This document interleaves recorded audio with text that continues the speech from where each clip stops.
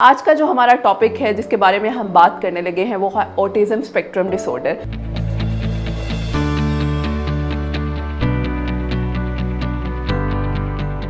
अस्सलाम वालेकुम एवरीवन, मेरा नाम मुआफ़िया मलिक है। बाय प्रोफेशन में क्लिनिकल साइकोलॉजिस्ट यानी माहिर नफ्सियात हूँ। उसके साथ साथ मेरी सर्टिफिकेशन CBT, NLP और हिप्नोथेरेपी में भी है। बेसिकली क्या ऐसे सिम्टम्स होते हैं जिससे हमें आइडिया हो सके कि आया हमारे बच्चे को ऑटिज़म है या हमें डायग्नोसिस में समहाउ एक हेल्प मिल सके।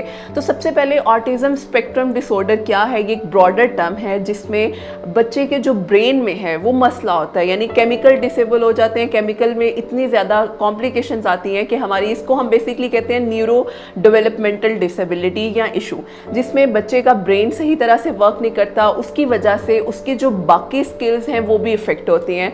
इसमें अगर आप बात करें, सबसे पहला जो मेन हाईलाइटेड सिम्टम होता है, या उस सिम्टम से मैं पहले बात करूं कि बच्चे का जो अर्ली एज होता है, स्पेशली बच्चे की पैदाइश से लेकर 2 से 3 साल का जो दौरानिया होता है, इसमें ये इंडिकेटर ज़्यादा प्रोमिनेंट होते हैं। जिसमें सबसे पहला इंडिकेटर होता है बच्चा अपने नाम पे रिस्पॉन्स नहीं करता। समटाइम्स हम बच्चे को नाम से बुलाते हैं, वो एक्टिव होता है, वो आई कांटेक्ट मेंटेन करता है, लेकिन जिन बच्चों को ऑटिज्म होता है तो वो उस तरह से आई कांटेक्ट मेंटेन नहीं कर पाते हैं। दूसरी चीज़, उनकी जो सोशल स्किल्स हैं वो डेवलप नहीं होती, उनके अंदर शेयरिंग का कॉन्सेप्ट नहीं होता, या आप इस तरह से कह सकते हैं कि कम्युनिकेशन स्किल्स का बहुत ज़्यादा लैक होता है, जिसकी वजह से वो अपनी बात कम्युनिकेट नहीं कर पाते हैं। उनकी जो फिजिकल मूवमेंट्स हैं वो बहुत ज़्यादा डिस्टर्ब होती हैं, या कुछ बच्चों में कुछ रेपिटेटिव बिहेवियर्स आ जाते हैं जिसमें फ्लैपिंग ऑफ हैंड्स या आप कह लें फ्लिकरिंग ऑफ फिंगर्स, यानी डिफरेंट तरह के एबनॉर्मेलिटी वाले जो आप कह लें बिहेवियर्स होते हैं जो नॉर्मल बच्चों से डिफरेंशिएट करते हैं।